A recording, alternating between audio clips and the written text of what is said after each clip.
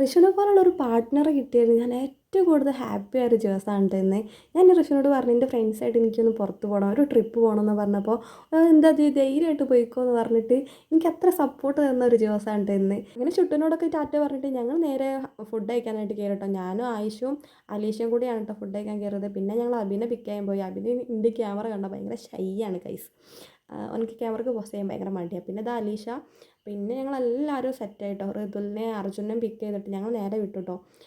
ഇത് നിലമ്പൂർ കാടുകൾ വഴി ഞങ്ങൾ പോവാണ് ഗൈസ്. ഫ്രണ്ട്സിൻ്റെ കൂടെയുള്ള ട്രിപ്പ് ഞാൻ മാക്സിമം എൻജോയ് ചെയ്യുന്ന ആളാണ്. അതുകൊണ്ട് തന്നെ എനിക്ക് ഇവരെ കൂടെ പോയ ട്രിപ്പ് ഭയങ്കര ഇഷ്ടപ്പെട്ട്. എനിക്കെൻ്റെ ലൈഫിൽ മറക്കാൻ പറ്റാത്തൊരു എക്സ്പീരിയൻസ് ആണ് ഈ ഒരു ട്രിപ്പ് കേട്ടോ. കാരണം നമുക്ക് ഒരു ഇത്രയും കുറച്ച് ഗ്യാങ് പോകുമ്പോൾ ഒരു വല്ലാത്തൊരു ഫീലാവില്ലേ. ഞങ്ങളങ്ങനെ ഭയങ്കരമായിട്ട് അറ്റാച്ച് ആയിപ്പോയി, നല്ല കമ്പനി ആയിപ്പോയി, നല്ല വൈബുള്ളൊരു ട്രിപ്പായിരുന്നു കേട്ടോ. അങ്ങനെ ഞങ്ങൾ നാടുകാണി ചുരമൊക്കെ കടന്ന് ഞങ്ങൾ ആ ഹട്ടി കാണാനായിട്ട് പോവാണ് കേട്ടോ. ഇതുവഴിയുള്ളൊരു പോക്ക് പറഞ്ഞാൽ അടിപൊളിയാണ്. തേയിലത്തോട്ടത്തിൻ്റെ ഇങ്ങനെ ഫുൾ വ്യൂ കാണാമായിരുന്നു കേട്ടോ. പാറില്ല പാറില്ല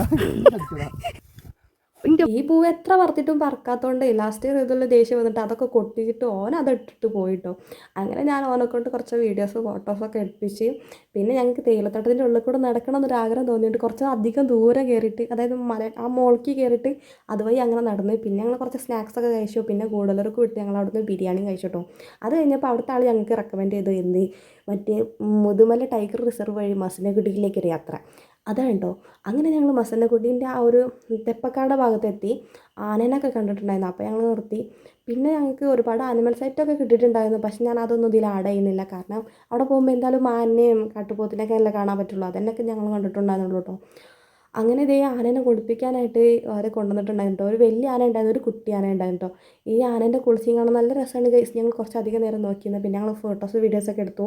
പിന്നെ വൈകുന്നേരം ആയപ്പോൾ ഞങ്ങൾ നേരെ തിരിച്ചു വിട്ടു കേട്ടോ. പിന്നെ ഫോണിൽ ചാർജൊന്നും ഇല്ലാത്തതുകൊണ്ട് ഞാൻ അധികം വീഡിയോസ് ഒന്നും എടുത്തില്ല. അപ്പോൾ അടിപൊളി ട്രിപ്പായിരുന്നു, നല്ലൊരു ദിവസമായിരുന്നു.